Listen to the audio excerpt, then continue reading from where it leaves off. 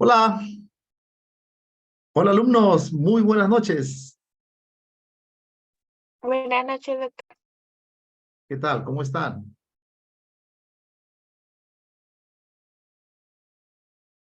What you get for number 12?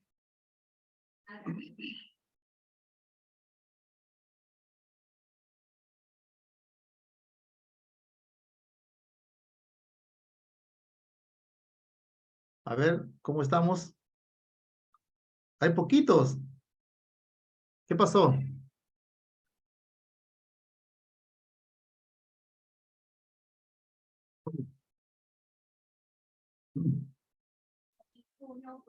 Daniel, Daniel Flores. Sí, doctor, recién. Hola Danielito, ¿qué tal? ¿Y qué pasó? ¿Por qué tan poca gente? Recién se van a conectar. Ah, ya, ya. Lo que pasa es que si no escuchan la clase, después de que lean que escuchen el video, lo veo más trancas, así, ¿no? Si a la clase no asisten.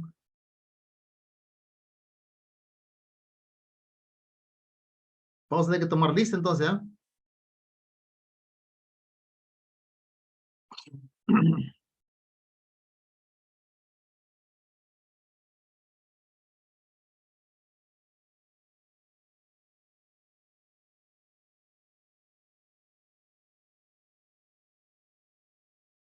¿A quién está en mi grupo? A ver. Daniel, Yarita Cabezas. A ver. Johanita Flores. Karen Avilés.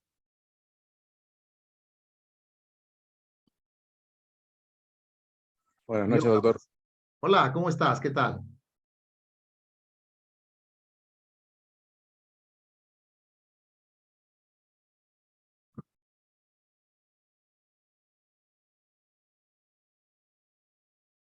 A ver, vamos a ver.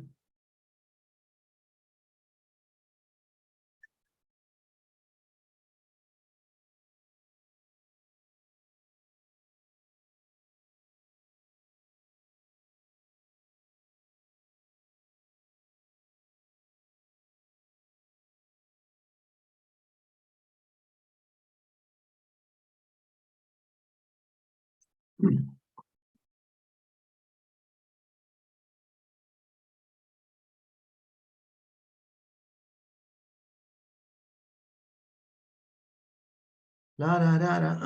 ¿Ya que empezamos o no? Ya, a ver, ya.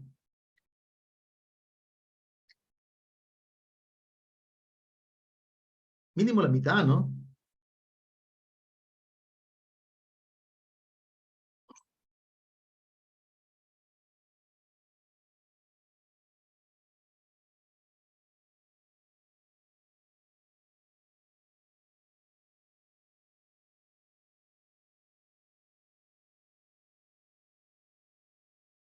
Eh, Daniel, una consulta.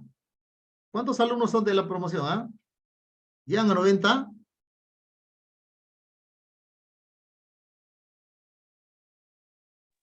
Sí, doctor, más o menos. Sí, ¿no? Como 90 son nuestros alumnos, ¿no?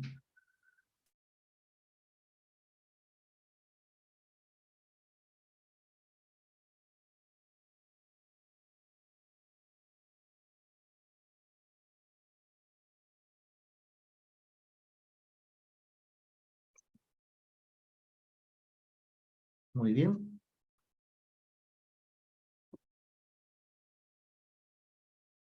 Muy bien, entonces.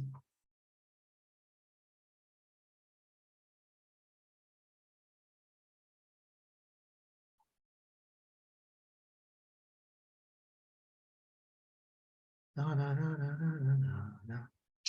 Muy bien, ya. Vamos a. Entonces ya estamos en la mitad. Perfecto, empezamos entonces. A ver, vamos a ver. Entonces acá, compartir pantalla.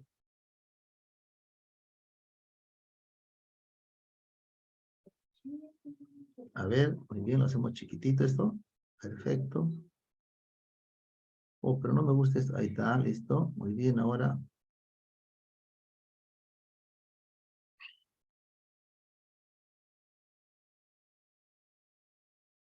A ver, Danielito, ¿se ve y se escucha correctamente? Informe, doctor. Muy bien, entonces comenzamos. Muy bien. Alumnos, muy buenas noches. En esta ocasión vamos a desarrollar la clase sobre síndrome coronario agudo. ¿Ya? Muy bien, empezamos. Primero vamos a comenzar con las definiciones de lo que se llama el infarto agudo de miocardio.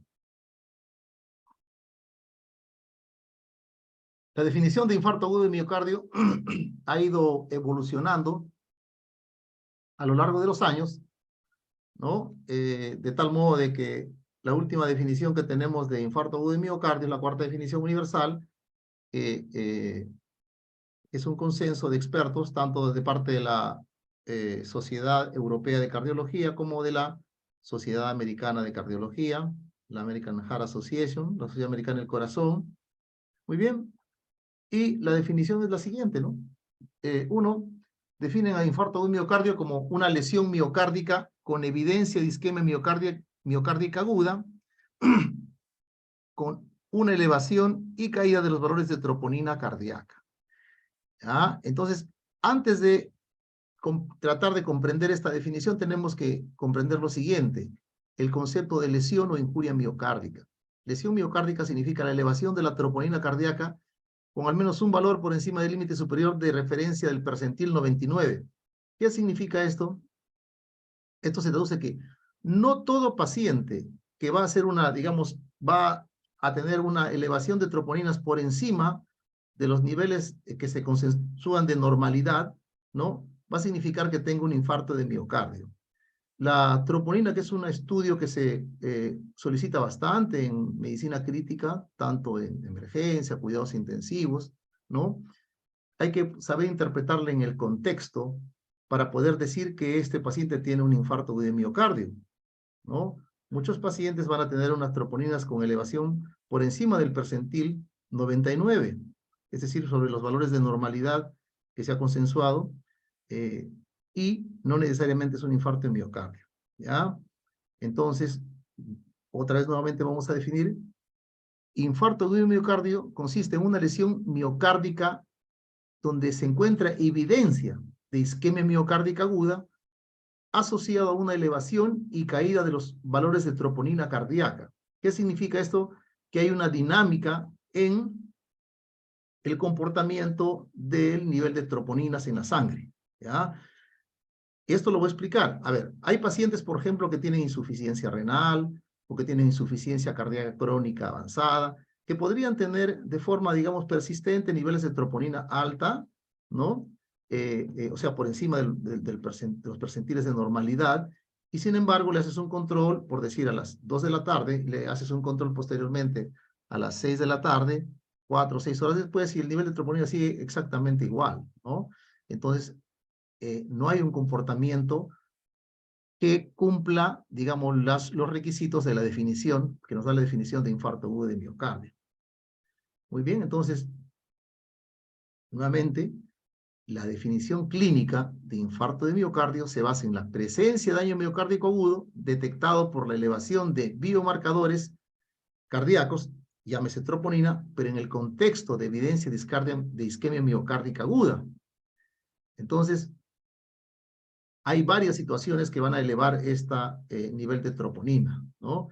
Entonces, la elevación de troponina podrá decirse que hay un daño, lesión o injuria miocárdica, pero no necesariamente un infarto agudo de miocardio, por lo menos el infarto agudo de miocardio de tipo 1, que es el más importante o de unos más importantes y el que queremos acá, digamos, destacar más de los tipos de miocardio que hay, que luego vamos a ver que hay varios tipos de infarto de miocardio, ¿no?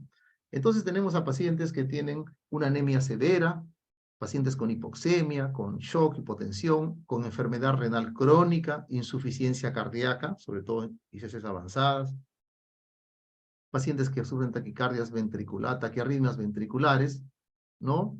Y que pueden hacer una elevación de troponinas, de tal manera de que solo aquellos que elevan la troponina, que tienen un comportamiento de elevación y disminución en un corte de tiempo, y que a la vez tienen evidencia de alguna forma de isquemia aguda, esos pacientes se definen como tienen un infarto miocárdico. Luego vamos a ver cuáles son esas evidencias de isquemia aguda.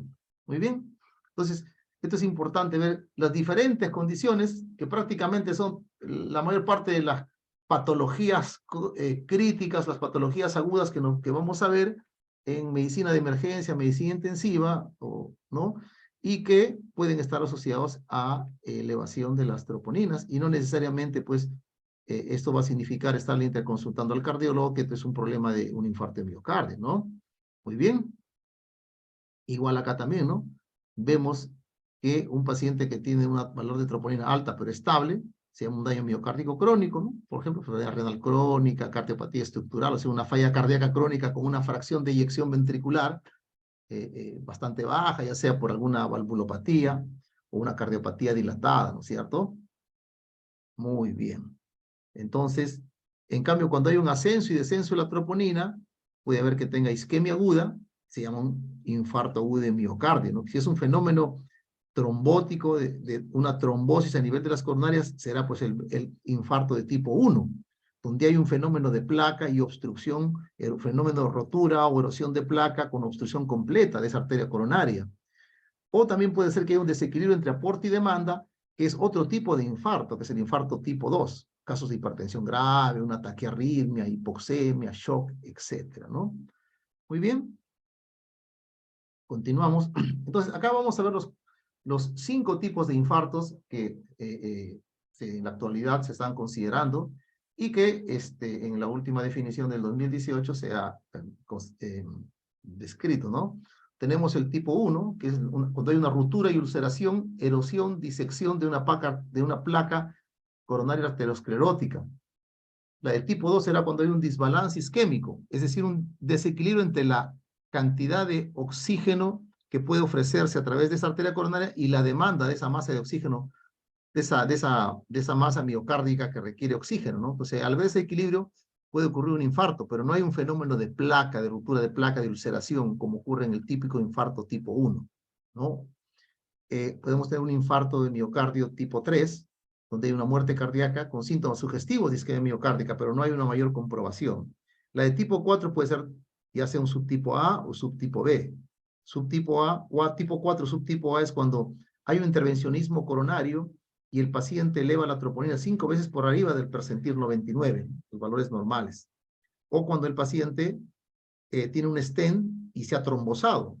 Y eso obviamente pues, se va a detectar a través de una angiografía, ¿no?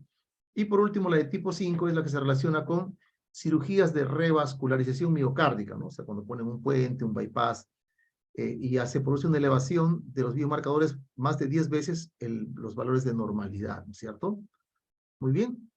Entonces, el que vamos a tratar y con el que vamos a, digamos que lidiar y que tiene mayor importancia de estos es el infarto agudo de miocardio tipo 1, donde hay una elevación de las troponinas y al menos uno de estos criterios, síntomas de isquemia miocárdica aguda, cambios isquémicos en el electrocardiograma, que luego los vamos a aprender, aparición de onda CUS, pero de tipo patológicas, evidencia imagenológica de pérdida de miocardio viable, ¿no? A través de un estudio tipo, un estudio de medicina nuclear, ¿no?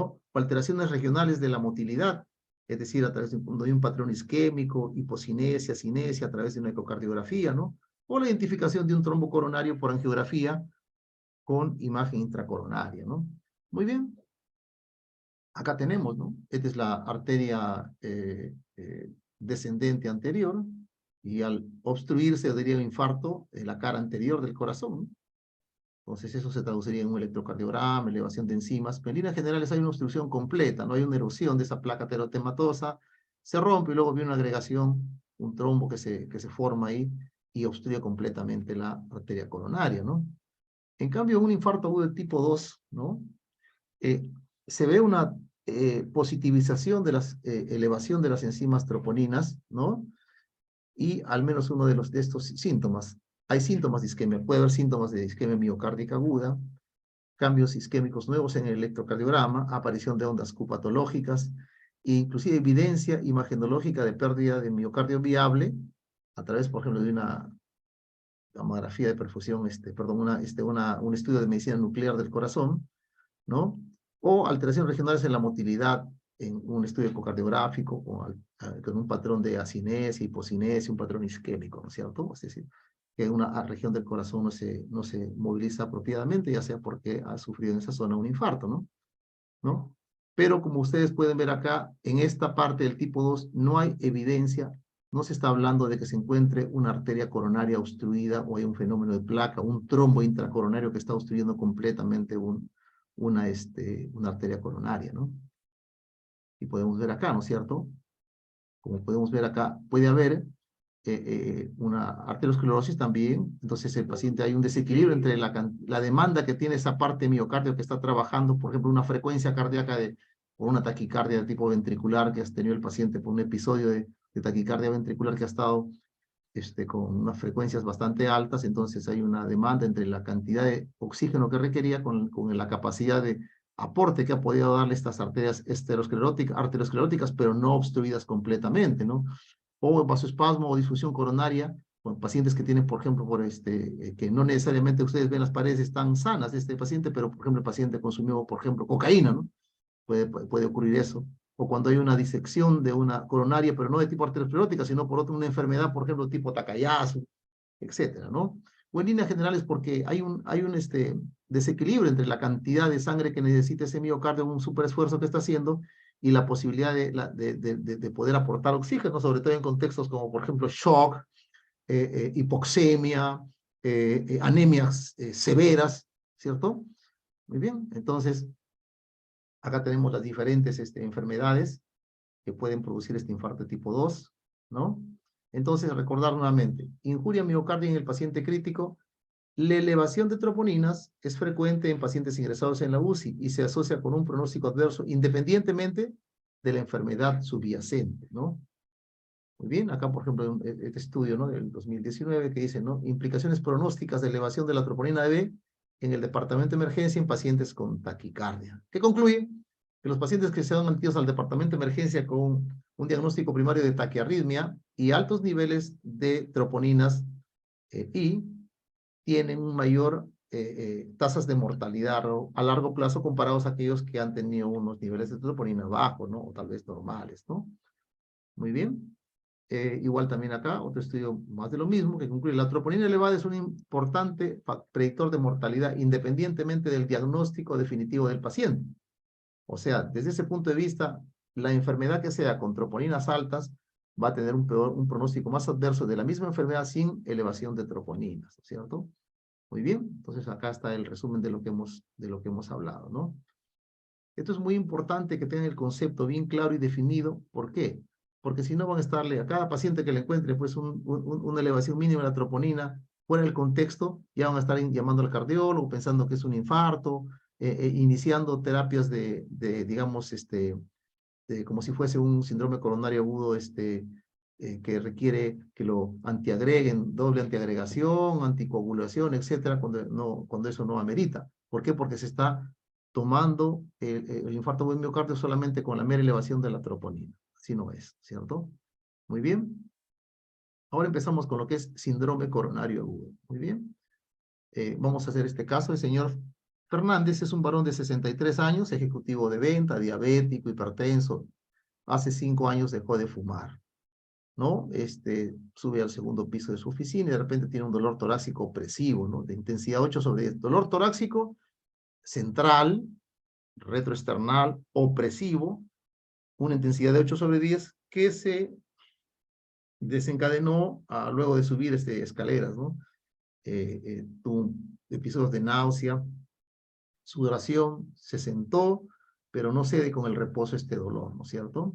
Muy bien, llega a la sala de emergencia, le toman inmediatamente en el triaje un electrocardiograma, se lo toman antes de los 10 minutos, excelente por ese lado, ¿no? Que es prácticamente el estándar mundial como debe tomarse todo paciente con dolor de pecho, bastante sugestivo de algo isquémico, tomarle un electrocardiograma antes de los 10 minutos, no solamente tomado, sino también visto por un médico que tenga experiencia en poder saber interpretar y poder detectar un infarto agudo de miocardio o signos de isquemia miocárdica en un electrocardiograma o de arritmia o lo que tenga, ¿no? Que sea interpretado. Muy bien. Entonces ven este electrocardiograma, lo ve medio raro, al toque lo llama al residente, el residente y es el R1, encima el R1 lo ve No sé, está medio raro este electro, pero no es tan normal, ¿ah? No, mejor, para asegurarme, le pido su troponina, que no se vaya, porque mi asistente está ocupado, ahorita tengo otra parte, y no, mejor le pido su troponina, y vamos a esperar la troponina. Muy bien. Le piden el examen de estudio de la troponina, el paciente se queda sentadito en una cama, y súbitamente el paciente se desmaya, ¿no? Se sincopa el paciente, y rápidamente llaman a un médico asistente para que lo vean, lo llevan al paciente a una sala de shock trauma, lo ponen al monitor y el paciente tiene este ritmo que todos ustedes ya conocen porque han llevado la clase de arritmias. Una taquiarritmia de complejos anchos, regular, o sea, una taquicardia ventricular, y como hemos dicho, el síndrome coronario agudo de infarto es una de sus principales, digamos, causas, ¿no?, de este tipo de taquiarritmias. Muy bien. Entonces, inmediatamente, como sabemos, un paciente con una taquicardia inestable, que no solamente se define por la mera, digamos, evaluación de la presión arterial, sino también si es una taquiarritmia que se asocia a dolor torácico con signos de síndrome coronario agudo, falla cardíaca, ¿no? Dificultad respiratoria asociada a una falla cardíaca o edema agudo de pulmón, trastorno agudo sensorio o hipotensión con signos de shock, el tratamiento es cardioversión eléctrica, como hacen acá, ¿no es cierto? Muy bien, lo cardiovierten al paciente, y como sabemos, después de toda cardioversión tiene que tomarse un electro para poder evaluar en forma apropiada cuál fue la causa de esta taquiarritmia, porque las taquiarritmias no vienen del Espíritu Santo, ¿no?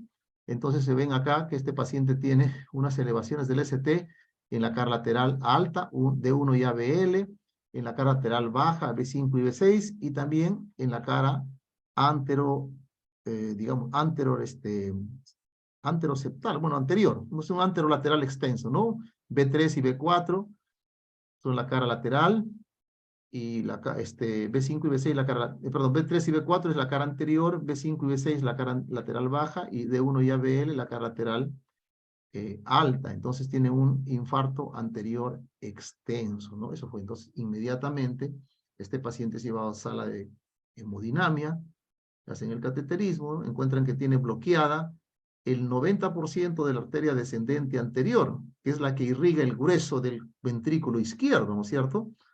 Por eso era un infarto extenso. Abren la apertura de la arteria, dejan un stent y resuelto el caso, ¿no es cierto? En esta ecuación se tuvo suerte, ¿no? De que rápidamente pudo el paciente acceder a un cateterismo, ¿no? Entonces, ¿cuáles son los objetivos de esta clase? Vamos a definir el SICA, hablar un poquito de la fisiopatología del síndrome coronario agudo, el cuadro clínico del síndrome coronario agudo, el diagnóstico y unas pautas de tratamiento, ¿no? Muy bien.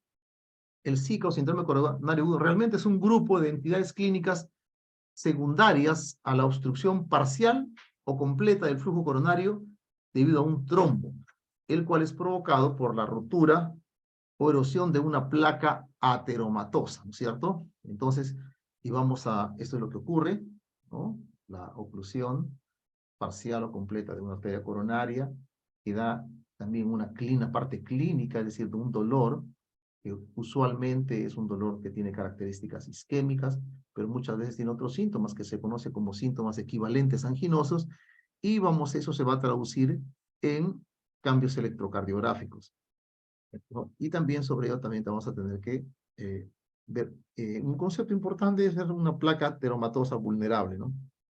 Es una placa que puede tener, digamos, una luz más o menos apropiada, pero sin embargo, la cubierta fibrosa del núcleo lipídico es delgada, ¿no? Entonces es más frágil y rápidamente se puede fisurar, fracturar, y puede rápidamente producir una agregación y una obstrucción de la luz, ¿no es cierto? Recuerden que el núcleo lipídico es proinflamatorio. En cambio, acá esta placa es una placa de una luz menor, pero sin embargo tiene una cubierta fibrosa más grande, el núcleo lipídico es más pequeño y por lo tanto es una placa más estable, ¿no? Muy bien, entonces, si es que hablamos de una fisiopatología de una forma, digamos, bastante simple, podemos decir que hay una alteración de tipo endotelial, obviamente, ¿no? Hay placas ateromatosas en las arterias coronarias, ¿no? Hay una alteración endotelial.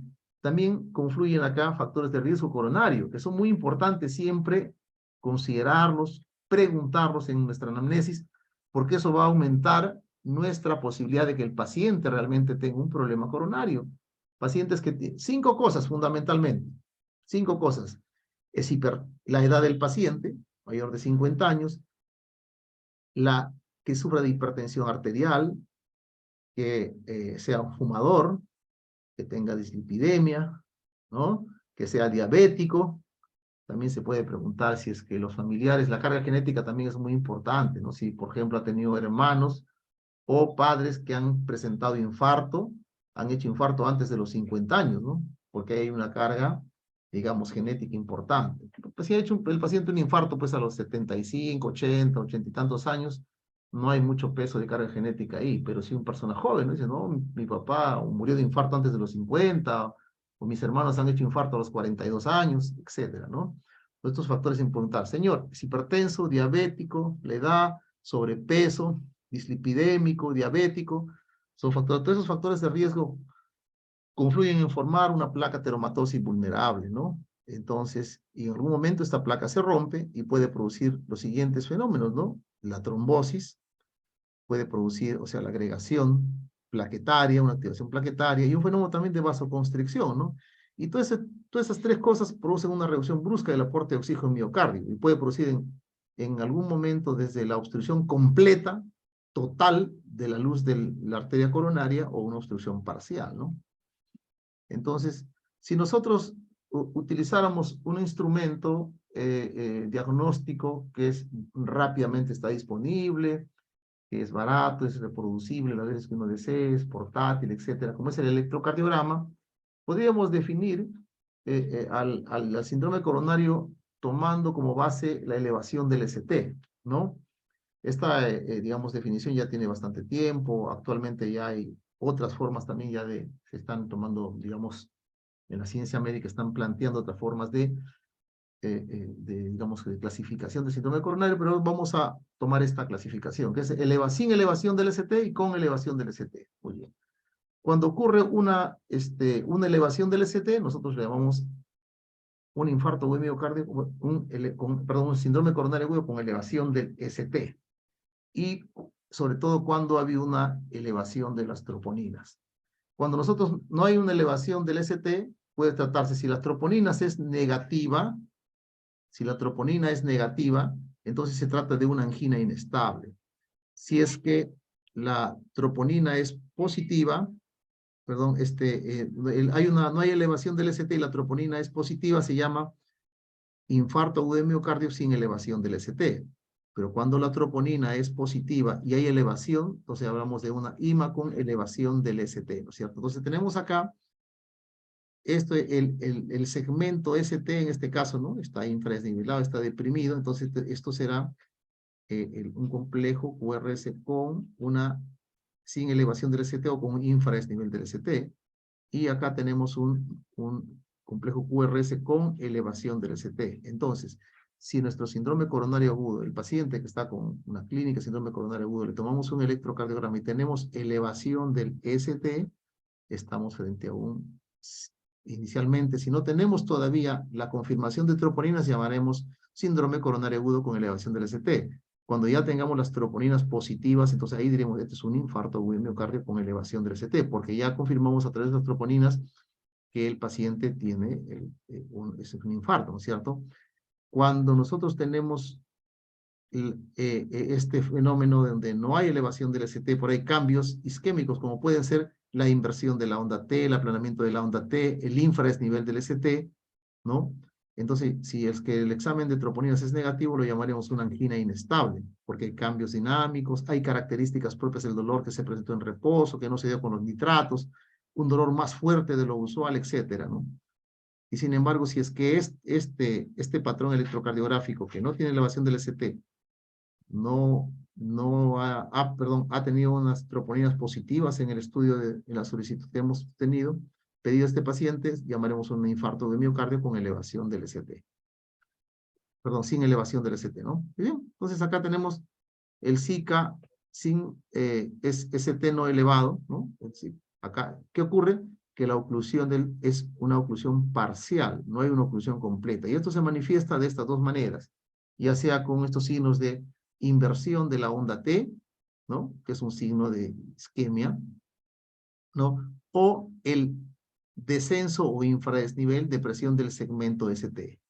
Entonces, ambas son las dos, digamos, principales, digamos, demostraciones de cambios electrocardiográficos que nos hablan de un síndrome coronario agudo de ST no elevado. Infradesnivel del ST o depresión del segmento ST con una inversión de la onda T. Y desde un punto de vista del flujo en la arteria coronaria es una obstrucción parcial, ¿no? En cambio, cuando es una obstrucción completa, se forma un trombo que obstruye en forma completa la arteria coronaria, se va a producir este fenómeno, ¿no? Tenemos el SICA-ST elevado, y ya cuando pedimos las troponinas sale positivo y hablamos de un infarto agudo de miocardio con esa elevación del ST, ¿no es cierto? Muy bien, podemos sacar nuevamente. Acá no se obstruye, acá se obstruye completamente el flujo, vean, se produce una elevación del ST. Acá hay una obstrucción parcial, solamente hay cambios del ST, como pueden ser la inversión de la onda T o el infradesnivel del ST. O sea, es un ST no elevado. Y este es ST elevado porque hay una obstrucción completa del flujo. Con eso creo que debe haber quedado ya digamos, el concepto ya bien definido, ¿no es cierto? Muy bien.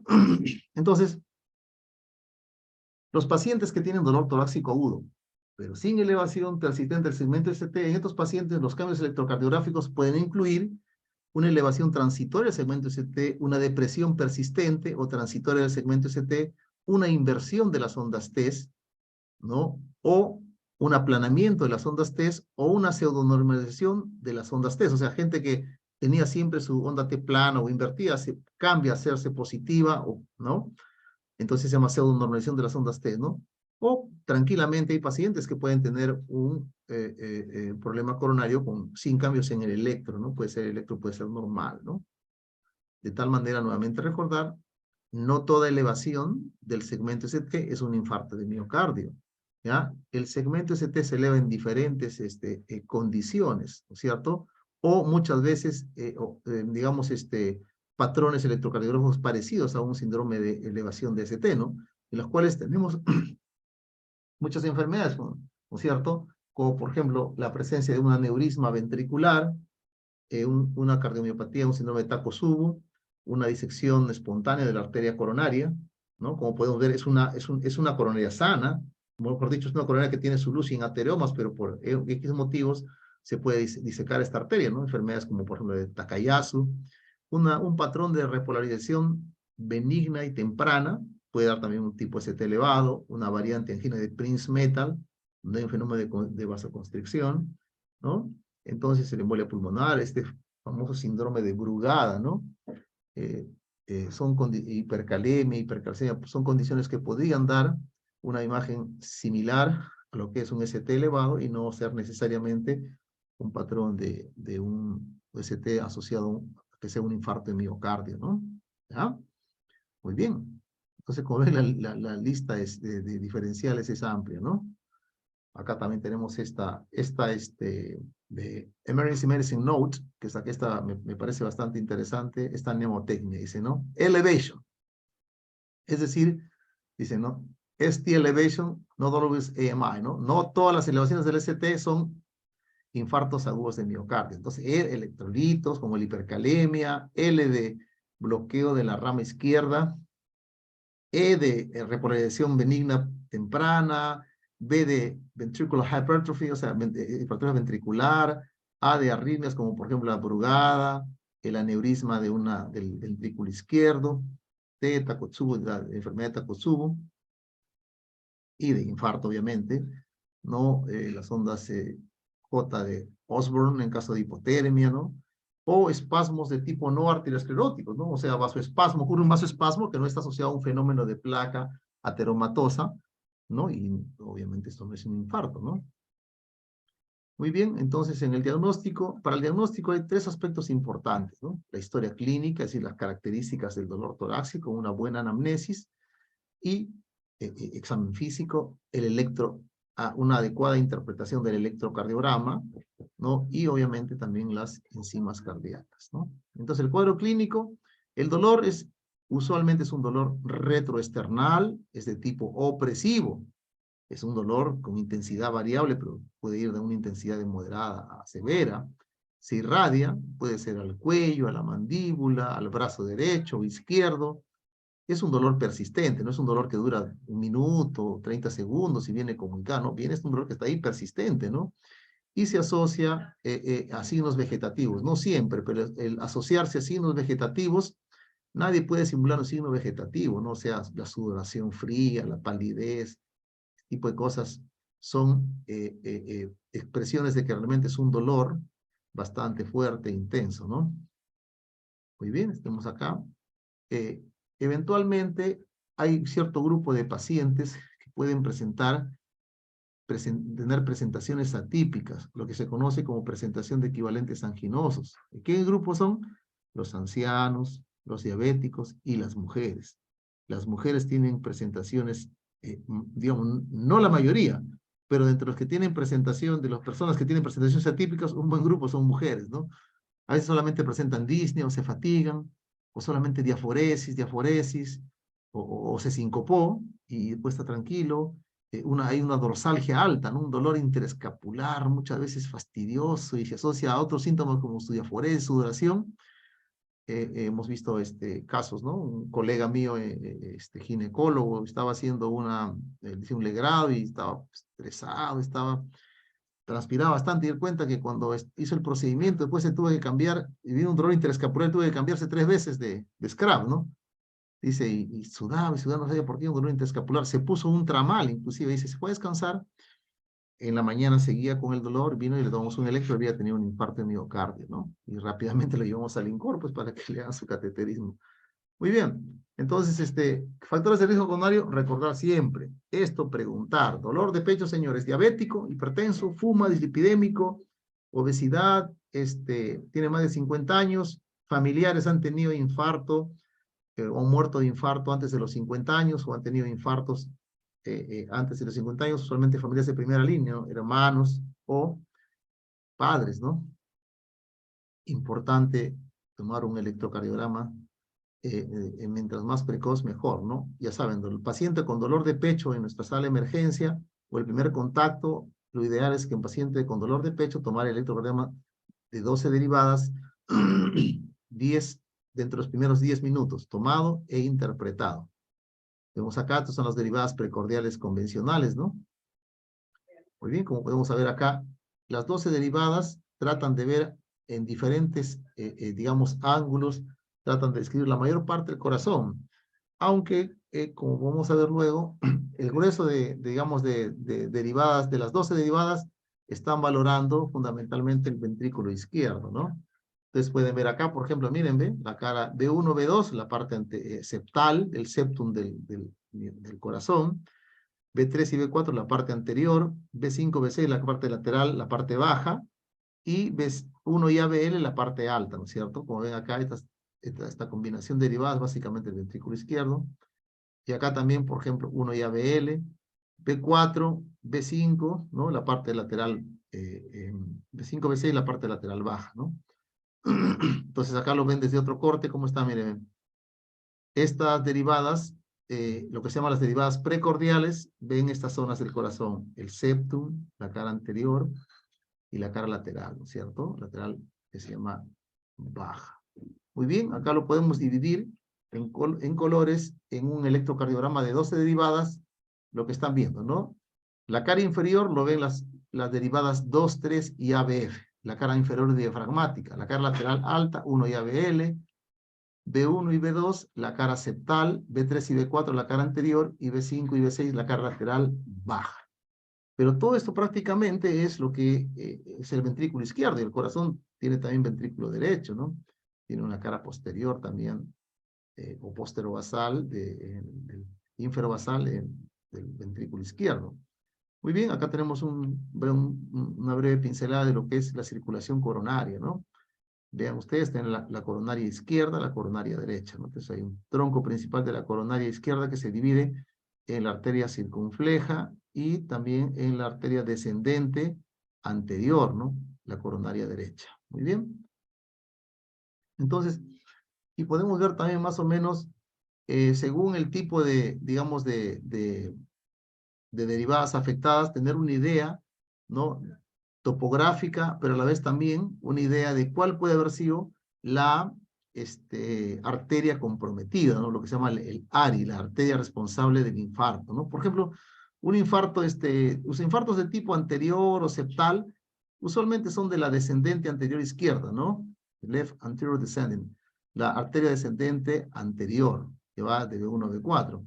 En cambio, la cara inferior diafragmática 2,3 ABF usualmente es el 80% de veces puede ser una arteria coronaria derecha o puede ser también la circunfleja. En cambio, en la cara lateral, ¿no? Ya sea lateral alta D1 y ABL o baja B5 y B6, la precordal B5 y B6, puede ser la circunfleja o la diagonal de la arteria descendente anterior izquierda. Pues acá tenemos, por ejemplo, acá, ¿qué podemos ver acá? Miren, ¿dónde está el ST elevado? En 2, en 3 y en ABF. Ya, entonces es un infarto inferior de miocardio, ¿no? Infarto de miocardio de la cara diafragmática o cara inferior.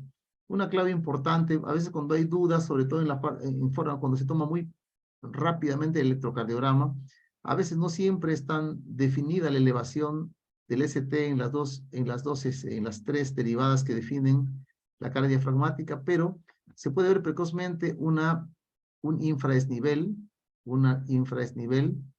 ¿no? Del ST, sobre todo en la cara, ya sea D1 o ABL, sobre todo en ABL. Entonces, tener estos supradesniveles en 2,3 y ABF y nos da un infradesnivel en ABL, que es prácticamente lo que se llama un cambio en espejo.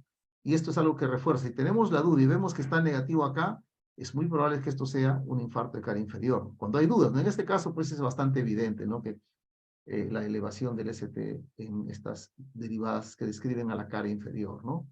Por ejemplo, acá la cara anteroseptal, ¿no? Ya, este es el inicio eléctrica y el ST está elevado en B1, recontra elevado en B2, en B3, en B4, en B5, ¿no? Entonces es una cara septum y la cara anterior es un infarto anteroseptal, ¿no es cierto? Muy bien. Esta es una de anterolateral. ¿Qué significa esto? Que está afectada la cara anterior, ¿no? 3 y 4, B5, B6, D1 y ABL. Y como su cara de ABL, su cara, digamos, en espejo es la cara inferior, ustedes pueden ver acá un infradesnivel del ST en 3, o inclusive de ABF también, ¿no es cierto? Entonces, tenemos acá un paciente que tiene un infarto anterior y lateral, tanto bajo como lateral alto, ¿no? Es un infartón, ¿no? Muy bien, entonces, pues, pero hay, digamos, este electro de 12 derivadas está obviando un aspecto importante también del corazón. El corazón tiene un ventrículo derecho, y sin embargo, ¿puede haber también infarto de ventrículo derecho? Sí, puede haber, usualmente los infartos inferiores pueden dar una extensión al ventrículo derecho, de extenderse el infarto al ventrículo derecho, y sin embargo, que no se manifieste en forma expresa en las 12 derivadas convencionales, ¿no? Entonces lo que le llamamos el ECG blind spot, ¿no? O sea, los puntos negros ¿no? Del electrocardiograma, ¿no? Entonces tenemos acá las derivadas derechas y las derivadas posteriores. ¿Qué significa esto? Lo vamos a ver ahora. Que se pueden ampliar unas derivadas derechas que se llaman las derivadas precordiales, sino que ya no en el lado izquierdo, sino en el lado derecho, para poder ver elevaciones del ST que nos darían infartos del ventrículo derecho, y las derivadas que llamamos posteriores, que sería una extensión de B6, que sería B7, B8 y B9, ¿no? Que lo vamos a ver ahora para poder determinar los infartos de la cara inferobasal, o también llamada antes cara posterior del ventrículo izquierdo, ¿no? Podemos ver acá las derivadas normales, ¿no? 1, 2, también las derivadas precordiales. En cambio acá son, por ejemplo, se llama B3R, B4R, B5R, B6R. La más importante son B3R y B4R, inclusive la más importante es B4R. Y acá ustedes pueden ver, este paciente tiene un infarto 2,3 ABF, es un infarto inferior. Y le toman acá, ustedes ven B4, está con ST elevado. Y es tan sensible que requiere solamente menos de 1 milímetro de elevación, ya se puede considerar positivo. Acá tienen B5R, está más de 1 milímetro, o sea, más de un cuadradito elevado, ¿no? Entonces las derivadas derechas son positivas. Esto es, entonces, en conclusión, los pacientes que tienen un infarto inferior, ¿ya? Es mandatorio tomarles derivadas derechas. ¿Por qué? Porque el grueso, no todos, pero no todos o sea, no todos los infartos inferiores dan infartos de ventrículo derecho, pero cuando hay los infartos de ventrículo derecho usualmente están asociados a un infarto inferior. Entonces es importante tomar siempre las derivadas derechas en los pacientes que tienen un infarto inferior. Y acá tenemos las derivadas derechas, donde le ponen B3R, B4R, B5R, B6R, ¿no? Y las derivadas posteriores, como vemos acá está hasta B6. B7 viene acá la línea axilar posterior, la punta de la escápula, B8, y la línea paravertebral del lado izquierdo, B9. Todos en el quinto espacio, al mismo nivel del quinto espacio intercostal. Son las derivadas posteriores, ¿no es cierto? Y ustedes lo pueden ver acá. Y esto también se da, como podemos ver acá ustedes, miren, B7, B8 tiene elevación también, ¿no es cierto? Hay una elevación del ST, de la isoeléctrica, y está elevada el ST en B7, B8, B9, donde dice derivadas posteriores, ¿no? Entonces, la más importante acá es la B4R. Perdón. Ustedes pueden ver acá un infarto agudo de ventrículo derecho, ¿no? En el contexto de los infartos ventrículo derecho aislados son infrecuentes, ¿ya? Más frecuente es que aparezca este infarto ventricular derecho asociado a un infarto diafragmático o de cara inferior, o sea, 2,3 y ABF. Como pueden ver ustedes acá, 2,3 ABF está elevado, y acá se ha puesto la B4R y tiene un supraesnivel, o sea, tiene un infarto inferior con extensión a ventrículo derecho, ¿cierto? Entonces acá ustedes tienen las derivadas posteriores, ¿no? Acá está a nivel casi de la pliegue con el pliegue axilar posterior, la punta de la escápula, y B9 paravertebral izquierda. Entonces ustedes tienen acá. También esto se da muchas veces en un contexto, el infarto agudo de cara de posterior, se puede dar también en un contexto usualmente en un contexto de infarto del miocardio inferior, o sea, de cara inferior, de tal modo de que es poco frecuente un infarto, digamos, de cara posterior de solamente en forma aislada, ¿no? Entonces, ¿qué se hace acá? Se toman las derivadas posteriores, B7, B8, B9, y ustedes ven acá, ven. En B7 acá, supraesnivel, B8, supraesnivel, entonces esto es un infarto agudo de cara posterior, ¿no? Entonces esto técnicamente sería, y también tiene este elevado acá en 2, 3 y ABF, o sea, este es un infarto ínfero-posterior, ¿no es cierto? Y una clave importante, cuando yo tomo un electro de cara inferior y veo infradesnivel en B2 o B3, o sea, las derivadas precordiales 2, B2 o V2 o B3 o V3, que tiene infradesnivelada, es muy probable que este infarto inferior se haya extendido a la cara posterior. Por lo tanto, para tener más certeza en mi apreciación, pido las derivadas posteriores, ¿no? Que le tomen. Es el mismo electro, ¿no? Es el mismo electrocardiograma, los mismos electrodos, todo, sino es la colocación, es la posición de los electrodos, como hemos explicado previamente, ¿no es cierto?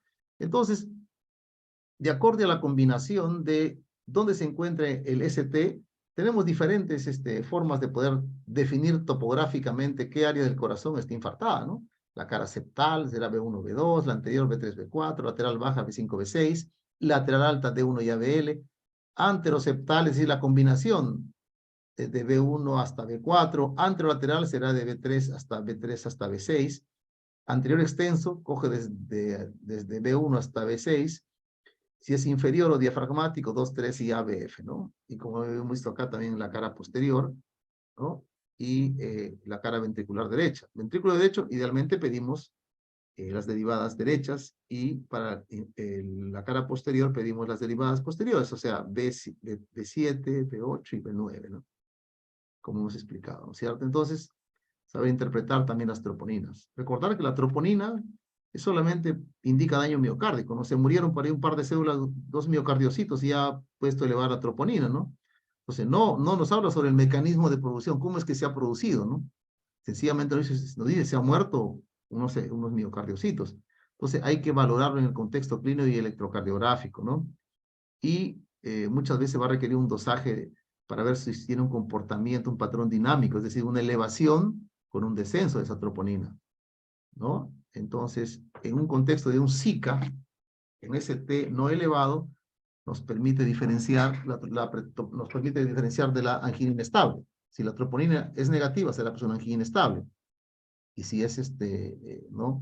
En cambio, cuando yo tengo un síndrome coronario agudo con ST elevado, también le voy a pedir troponinas, pero yo no voy a esperar el resultado, ¿no? Si el paciente tiene una clínica, dolor torácico, una clínica de isquemia miocárdica, el electrocardiograma con ST elevado, no voy a requerir el resultado para comenzar la terapia de reperfusión, ya sea para mandarlo a cateterismo o hacerle una fibrinólisis o trombólisis, ¿no?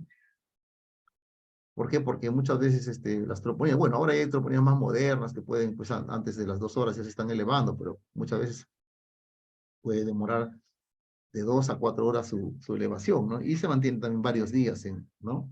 Entonces, cuando yo tengo 2 determinaciones normales, puedo excluir necrosis miocárdica, ¿no? De repente viene un paciente y se la tomé muy temprano, entonces esperamos las siguientes 4 horas, dependiendo del tipo de troponina que utilizamos, la sensibilidad de troponinas, esperar unas 3 o 4 horas, volverle a tomar, y si sale negativa nuevamente, no hay movilización de troponinas, puede excluir la necrosis miocárdica, ¿no? O sea, puede excluir el infarto agudo de miocardio. Muy bien, ¿por qué es necesario tomar precozmente? ¿Por qué es necesario tomar precozmente un electrocardiograma? ¿Por qué? Porque eso reduce el tiempo para que nosotros predicemos un diagnóstico, ¿no? Rápidamente decimos, ¿es infarto, no es infarto? ¿Es un síndrome coronario agudo? ¿No? ¿Hay cambios dinámicos en el electrocardiograma? Nos permite tomar intervenciones terapéuticas también. Podemos estar en el prehospitalario, si es un paciente que lo atendemos en su casa y yo estoy a 20 minutos del hospital, puedo llamar y puedo inclusive enviarles una foto del electrocardiograma, ¿no?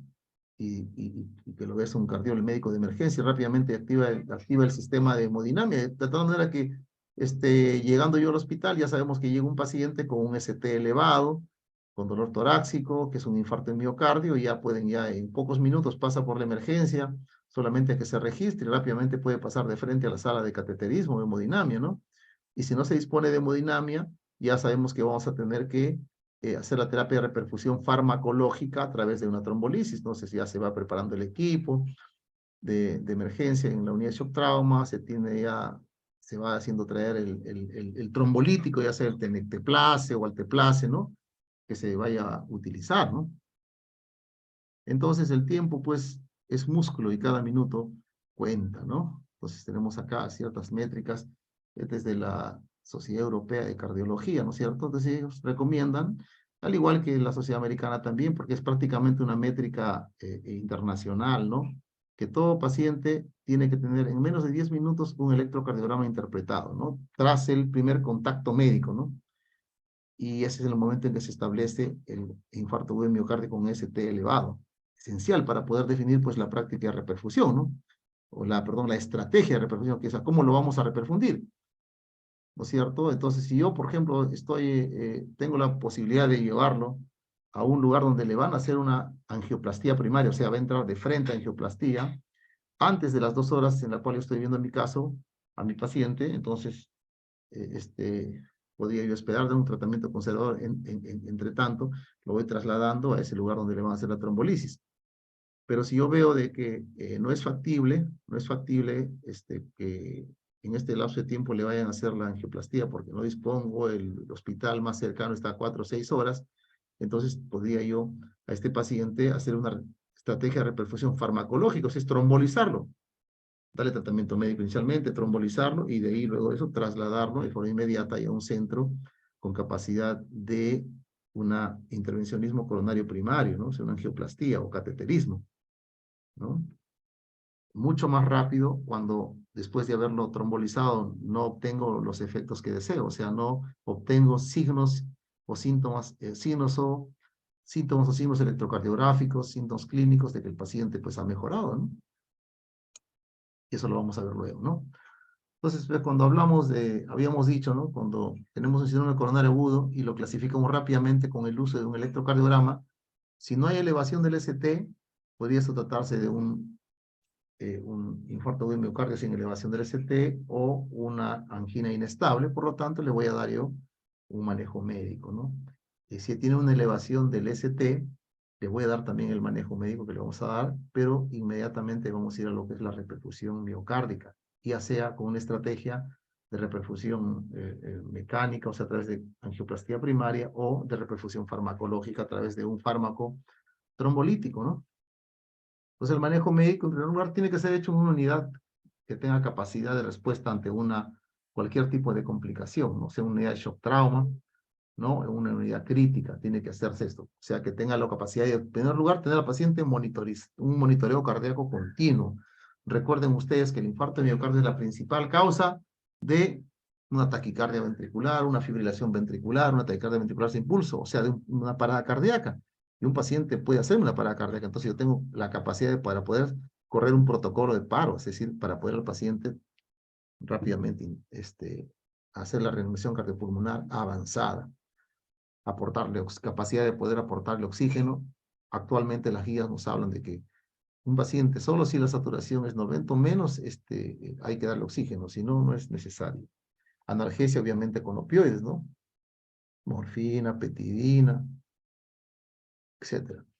El uso de nitratados, eventualmente, pues, si hay mucho dolor, esto disminuye el dolor, y si tenemos un buen trecho un buen nivel un buen techo de presión arterial, recordemos que los nitratados son vasodilatadores, ya sea nitroglicerina, pueden hipotensar, ¿no es cierto? Entonces podemos usarlo de forma endovenosa o sublingual.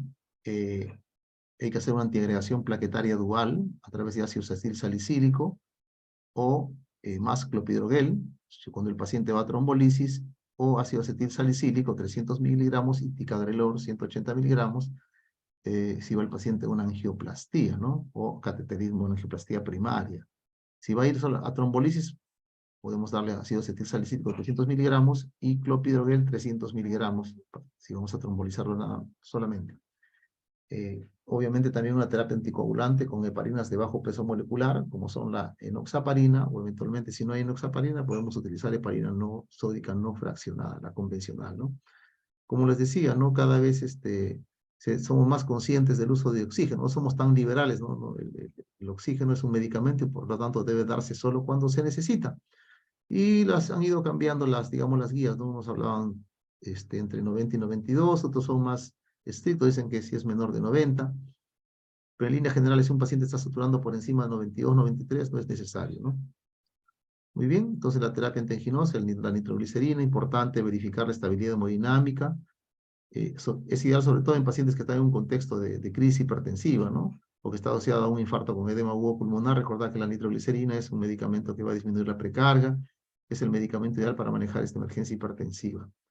Evitar también los casos, evitar el uso de esta nitroglicerina en pacientes que están utilizando inhibidores de la fosfodiesterasa, o sea, es decir, medicamento para lo que es disfunción eréctil, ¿no? Ya vemos el taldalafilo, sildenafilo, vardenafilo, ¿no? Manejo el dolor, idealmente, ¿no? Morfina, petidina, ¿no? Verificar la estabilidad hemodinámica, obviamente, porque estos medicamentos pueden hipotensar. Dosis de 3 a 5 miligramos, ¿no? Muy bien. La aspirina también, la dosis de carga, unos 300 miligramos, ya sea si el paciente va a fibrinolisis o cateterismo, ¿no? Y luego ya es un mantenimiento de 100 miligramos al día. Si vamos a la antiagregación, idealmente en el contexto de este síndrome coronario agudo ST elevado, tiene que ser, o no elevado, tiene que ser con dosis de carga de 300 miligramos, si va a fibrinólisis, ¿no? Muchas veces si es que el paciente va a cateterismo y no tenemos no tenemos otro medicamento, podemos darle una carga de 600 miligramos cuando vaya a cateterismo, ¿no? Si solo va a fibrinólisis, 300 miligramos. En mayores de 75, la dosis de carga es solo 75 miligramos y lo de mantenimiento de 75 al día. Otros medicamentos que se puede utilizar, por ejemplo, es el ticagrelor, en la cual damos una dosis inicial de 180 miligramos por vía oral, o sea, 2 tabletas, por tabletas son de 90, la marca original de AstraZeneca, este medicamento se llama Brilinta, es ideal si va a ser sometido a cateterismo, ¿no es cierto? Luego ya su dosis es 190 miligramos, una tableta cada 12 horas.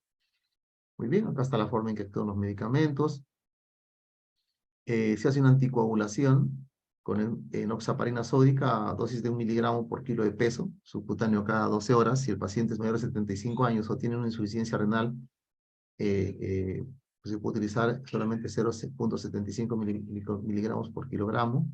El paciente, si no se dispone de enoxaparina sódica, puede utilizarse la heparina sódica no fraccionada, ¿no? Muy bien, también se utiliza las estatinas como atorvastatina, ¿no? Una dosis de 80 miligramos por vía oral, más que para bajar el colesterol, los triglicéridos. Fundamentalmente es porque se ha visto que tiene propiedades antiinflamatorias, ¿no? Y que ayudan a lo que le llaman la estabilización de la placa, ¿no? Entonces, dosis altas iniciales como 80 miligramos. Muy bien, luego escogemos la terapia de reperfusión miocárdica. Hay dos estrategias de reperfusión, como son la angioplastía y la fibrinólisis, ¿no? Como ustedes ven acá, la angioplastía, ¿no? Que prácticamente pasan con un catéter y luego inflan un balón. Eso abre la luz de la coronaria obstruida y para que no se vuelva a cerrar dejan esta malla metálica endovascular que se conoce como stent, ¿no? Inclusive estas tienen asociado a medicamentos que evitan la agregación, digamos, de las plaquetas para que no se vuelva a reocluir, ¿no es cierto? O podemos utilizar la terapia de fibrinólisis, que es la terapia farmacológica, que es la que hacemos los médicos de emergencia, los médicos de la UCI, los médicos intensivistas, los médicos emergenciólogos, y este procedimiento de angioplastía lo hacen obviamente los cardiólogos, no todos los cardiólogos, sino los que han sido entrenados en hacer los médicos que lo llamamos cardiólogos hemodinamistas. Esto sí lo hacemos acá en la sala de emergencia, el uso de actilice o de metalice. El metalice, que es el tenecteplase, no se utiliza en dosis única, en bolo, y esta sí tiene todo un protocolo que dura hora y media la realización de la fibrinólisis o trombolisis, ¿no es cierto? Muy bien, pasamos acá. Acá está. Antes de trombolizarlo tenemos que también hacer un checklist, ¿no? O sea, porque hay contraindicaciones. Antes de utilizar este actilice, que es el alteplasa, que es un activador del plasminógeno tisular, ¿no es cierto? Entonces, si el paciente está con una hemorragia activa o ha tenido, alguna vez en su vida ha tenido una hemorragia intracraneal espontánea o tiene un síndrome aórtico agudo, o si es un paciente que en los últimos 4 semanas ha tenido una hemorragia del tubo digestivo o está con una presión arterial que no ha sido controlada, se recomienda no hacerlo, ¿no? También hay contraindicaciones relativas. Si ha tenido en los días previos una cirugía mayor, dio luz o tuvo una biopsia en un órgano en un órgano que podía dar una hemorragia no compresible o hemorragia digestiva en los últimos 10 días, no podía hacerse. Si ha tenido una ACV en los últimos 2 meses, tampoco podría hacerse, ¿no? Etcétera. Una cirugía neurológica en los últimos 30 días no es una contraindicación, ¿no? Relativa. Muy bien, están los fibrinolíticos acá, como pueden ver acá, ¿no? Está el lactilice, que es el activador del plasminógeno tisular, que administra dosis de 100 miligramos, 15 se pone en bolo, en un minuto, luego se pone 50 que pasa en media hora, y el restante es 35 en 1 hora, ¿no? En total es hora y media el protocolo en ese lado el paciente se le toma sus electrocardiogramas cada 10, 15 minutos, o si aparece un dolor, o si aparece algún tipo de arritmia, ¿no? Estamos verificando nosotros porque está bajo monitoreo continuo, ¿no? También se puede utilizar este medicamento, que como es el metalice, ¿no? O tenecteplase, ¿no? El metalice es el nombre de la marca, ¿no? Pero el fármaco se llama tenecteplase, ¿no? Y se utiliza en una sola dosis, no se hace como en el altilice que te das 15 miligramos en shot, luego 50 miligramos media hora, luego 1 hora de los 30 miligramos, no. Este se coloca en 10 segundos, no más un shot, pues, suficiente. Y tiene, de acuerdo el peso de los pacientes, te va dando más o menos la cantidad de miligramos que se tiene que utilizar y la forma en cómo se tiene que reconstituir, ¿no es cierto? Muy bien. Entonces, cuando nosotros trombolizamos, es importante que sepamos cuáles son los criterios de reperfusión post-trombolisis, es decir, ya, lo trombolizo. ¿Y cómo puedo saber yo si mi trombolisis o mi fibrinólisis ha sido exitosa o no? ¿No? Entonces, con lo siguiente, ¿no? Criterio clínico, que el paciente haya aliviado el dolor, porque termina de trombolizar y el paciente sigue con el mismo dolor, o un dolor importante, poco probable que haya reperfundido, ¿no? Una cosa también objetiva es cuando hay un descenso del supradesnivel de más del 50%, es decir, si miren ustedes por favor acá, si en la línea isoeléctrica, digamos, el supra tiene 1, 2, 3 cuadraditos, Si es que solamente me queda un cuadradito con supra o normalizó, excelente, pues ya bajo más del 50% sería 1,5. O sea, si tengo solamente un cuadradito, ya bajo más del 50%. Si tuviera, por ejemplo, un supra de 5 y después queda en 1, 1,5, ya baja más de la mitad, ¿no es cierto? Entonces ya el descenso, el supradesnivel en más del 50% nos habla de que nuestra reperfusión farmacológica o fibrinólisis ha sido exitosa. Si es que aparecen unas arritmias de reperfusión, que se conoce como un ritmo idioventricular acelerado, ¿no? Que es un ritmo, digamos, es un ritmo temporal, nada más que aparece por momentos, ¿no? Que no tiene ningún tratamiento específico. Eso es una forma de hablarnos de que el paciente ha tenido una reperfusión exitosa, o hay un pico de elevación de troponinas, ¿no? Porque se ha reperfundido ese parte de miocardio que estaba, digamos, sufriendo este infarto, y ha sido reperfundido. Esta es una elevación rápida de troponinas. Son formas de valorar que el paciente ha tenido un éxito en la trombolisis, ¿no? Acá ustedes tienen, por ejemplo, ese es un ritmo de tipo ventricular. Y recuerden, ¿por qué se llama acelerado si no llega ni a taquicardia? ¿Por qué? Porque un ritmo ventricular, por naturaleza, debe tener una frecuencia cardíaca pues menor de 60, ¿no? Los ritmos ventriculares, lo normal es que estén entre 30, 40, no más de 50, ¿no? Y este tiene, mire usted, 79, ¿no? Entonces, y se llama un ritmo ventricular, porque es ventricular, un complejo ancho, que no tiene una onda P, ¿no es cierto? Este ritmo ventricular se llama idioventricular acelerado, ¿no? Cuando se asocia a un descenso del ST, indica una reperfusión exitosa, ¿no? Debido a cuando hemos trombolizado, ¿no? Muy bien. Entonces, los pacientes con Zika ST elevado deben ser tratados con angioplastía primaria de forma inmediata. Eso sería lo ideal, ¿no? Si no se dispone de angioplastía primaria, deben ser transferidos. Si preveo de que la transferencia de mi paciente no va a ser posible hasta antes de las 2 horas, o sea, yo estoy trabajando en un hospital y de aquí está a más de 2 horas, no puedo yo esperar mucho tiempo, entonces tengo que fibrinolizar, o sea, hacer una fibrinólisis, escoger la estrategia farmacológica, ¿no? Si mi trombolisis o fibrinólisis es exitosa, igual el paciente tiene que ser transferido para angioplastía dentro de las 24 horas, o sea, te me da un trechito de tiempo para que pueda yo trasladar al paciente a un centro donde le van a tener que hacer una angioplastía. Pero si fue fallida, es decir, no ha caído, no ha cedido el dolor, o la caída del ST no ha sido más del 50%, ha sido menos del 50%, o sea, persiste con ST elevado, el paciente no hace arritmias de reperfusión, el paciente no hace una elevación de pico de troponinas como debe haber en caso de que haya signos de una reperfusión exitosa. Si no hay nada de eso, entonces tengo que trasladarlo lo antes posible, ¿no? A mi centro de referencia para una angioplastía de rescate temprano, ¿no? Muy bien. Eso es todo, mis estimados amigos. Espero que exactamente terminemos en 1 hora.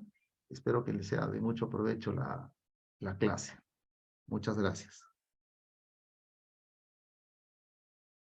Gracias, doctor. Gracias, doctor. Muy bien. ¿Cómo estamos acá? A ver, vamos a ver. Le ponemos acá, dejar de compartir. Listo, muy bien. Bien, alumnos, descansen.